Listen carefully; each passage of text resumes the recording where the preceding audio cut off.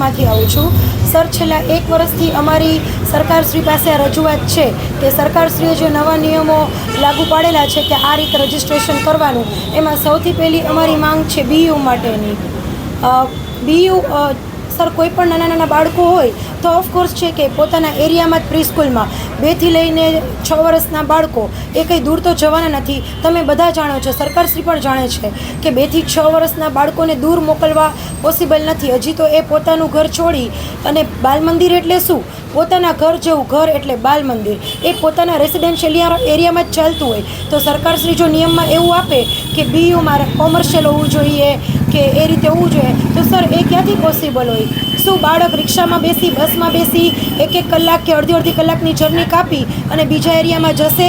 બીજું આવે છે લીઝ એગ્રીમેન્ટ કે 15 વર્ષ, માનો કે મારું જ બિલ્ડિંગ છે એ ભાડાનું છે, તો શું મારા માલિક છે એ મને એ બિલ્ડિંગને 15 વર્ષનું ભાડા કરાર કરી દેશે? નહીં કરી દે. હું એમ કહીશ મને કોમર્શિયલમાં ફેરવી આપો, તો શું એ ફેરવી આપશે? નહીં ફેરવી આપે. ત્રીજી અમારી માંગ છે કે સરકારશ્રી એમ કહે છે કે junior KG, play house, nursery, junior ને સિનિયર કેજી હવે બંધ કરી અને એમાં બાલવાટિકા કરે અને એની પરમિશન અમને ન આપે, તો સર ખાલી માત્ર 3 ધોરણ રહેશે. તો 3 ધોરણમાં બાળકો ક્યાંથી અમારી પાસે રહેશે? તો સરકારશ્રીને એ પણ રજૂઆત છે કે બાલવાટિકા ન કરે, જે સિનિયર કેજી છે એ સિનિયર કેજી રહેવા દે.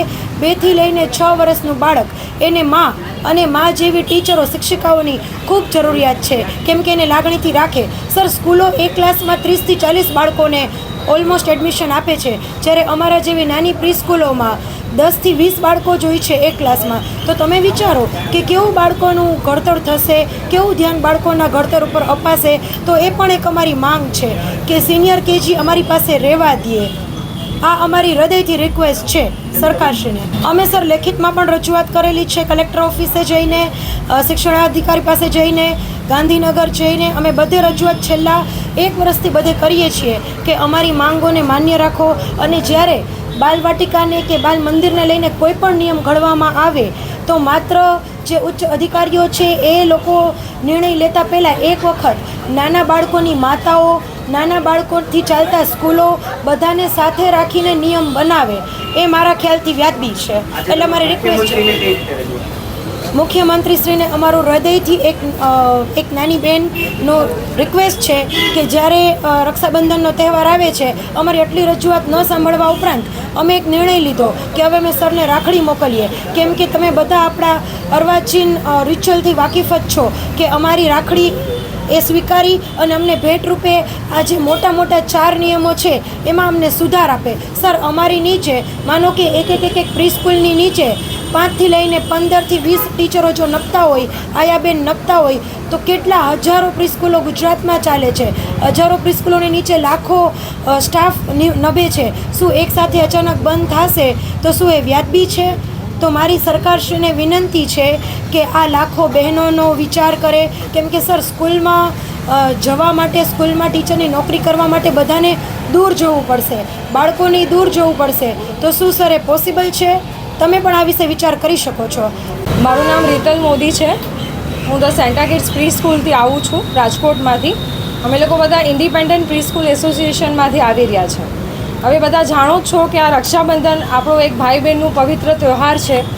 એ નિમિત્તે અમે માન્ય ભૂપેન્દ્રભાઈ પટેલને અમે બધા લેટર લખી રહ્યા છે કે અમારી જે બેન જે માંગે રક્ષાબંધનમાં એ ભાઈએ આપવાનું હોય છે. તો એ આશાથી અમે બધી જ બહેનો અહીંયા આવી રહ્યા છે અને આ રજૂઆત કરી રહ્યા છે કે અમને જે બી અડચણ પ્રી સ્કૂલના એસોસિએશનમાં આવી રહી છે તો એ અમારી પ્રોબ્લેમ એ ભાઈ અમારા સોલ્વ કરે. એ નિમિત્તે અમે એમને રાખડી પણ મોકલી રહ્યા છે. અમને રજિસ્ટ્રેશનમાં અમારે જે લોંગ લીઝ માટે એગ્રીમેન્ટની જે વાત કરી રહ્યા છે, જે શક્યતા નથી. આજે બધી બહેનો પોતાનું ઘર એમાંથી ચલાવી રહ્યા છે. નાની જે બધી પ્રી સ્કૂલો છે, પછી એનું જરાક વિચાર કરીને જે અમારે એગ્રીમેન્ટની બાબતે એમણે અમે આ લેટર બી એક લખીને મોકલાવેલો છે.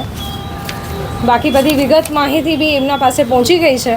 તો કૃપયા કરીને અમારી બાબતમાં જરા ધ્યાન આપે, અમારી બહેનોને સહકાર આપે એવી અમારી બધાની આશા અને વિનંતી છે.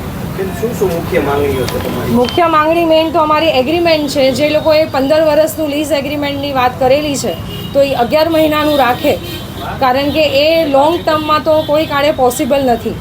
પછી જે બીયુ સર્ટિફિકેટની વાત આવે છે, એ બીયુ સર્ટિફિકેટના બાબતે બી અમે એમને ચર્ચા કરેલી છે એના માટે બી એ ધ્યાન આપે.